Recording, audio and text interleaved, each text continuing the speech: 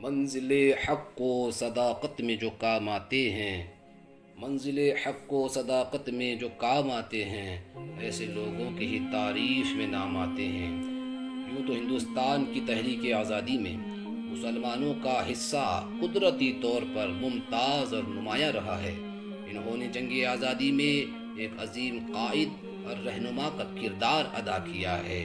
ناظرین محترم، آج ہم آپ کی خدمت میں ایک ایسی عظیم ذات کا تعارف پیش کریں گے جن کا ہندوستان کی جنگ آزادی میں ایک بہت نمایاں کردار رہا ہے۔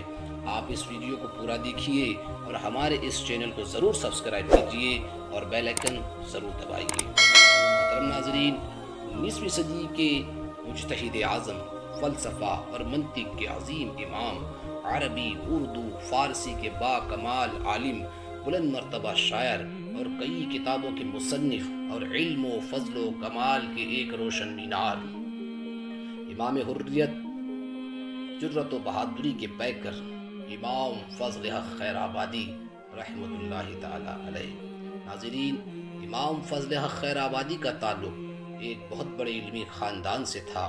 آپ نے تقریباً 50 سال تک درس و تدریس کا سلسلہ جاری رکھا اور طالبان علم کی علمی پیاس بجھاتے رہے، اور دوسری طرف میدان سیاست میں انگریزوں کے خلاف بڑی جرت و بہادری سے جہاد کا فتویٰ دیا اور انگریز سامراج کی اینٹ سے اینٹ بجائی، اور اپنے وقت کی ظالم حکومت کے سامنے کلمہ حق بلند کرنے میں جو کردار علامہ فضل حق خیر آبادی نے ادا کیا وہ لاجواب ہے۔ مرد حر، غازی، مجاہد، حق پرست و فضل حق تھا کتاب حریت کا بے گماں پہلا ورق۔ جب بڑے بڑے اصحاب انگریزوں کا کلمہ پڑھ چکے تھے، جب بڑے بڑے لوگ انگریزوں کی غلامی میں بک چکے تھے، جب انگریزوں کے خلاف ایک لفظ بھی بولنا جرم قرار دیا جا رہا تھا، جب بڑے بڑے مولوی انگریزوں کے خلاف فتوے کو غداری کا مقام دے رہے تھے، جب انگریزوں کا ظلم و ستم اور سیاہ کاریاں حد سے بڑی تو بڑی بے باکی سے انگریزوں کی آنکھوں میں آنکھیں ڈال کر انگریزوں کے خلاف علامہ فضل حق خیر آبادی نے جہاد کا فتویٰ دیا۔ اس فتوے کا اثر یہ ہوا کہ دہلی کے جامع مسجد میں اس فتوے کو سننے کے بعد 90,000 لوگوں نے جنگ آزادی لڑنے کے لیے تیار ہو گئے۔ یہ فتویٰ کوئی عام فتویٰ نہیں تھا۔ انگریزوں کے خلاف یہ فتویٰ پورے بر صغیر میں آگ کی طرح پھیل گیا۔ کانپ اٹھا جس کے فتووں سے فرنگی سامراج، اس کے نعروں سے ہوئے بیدار شیران وطن۔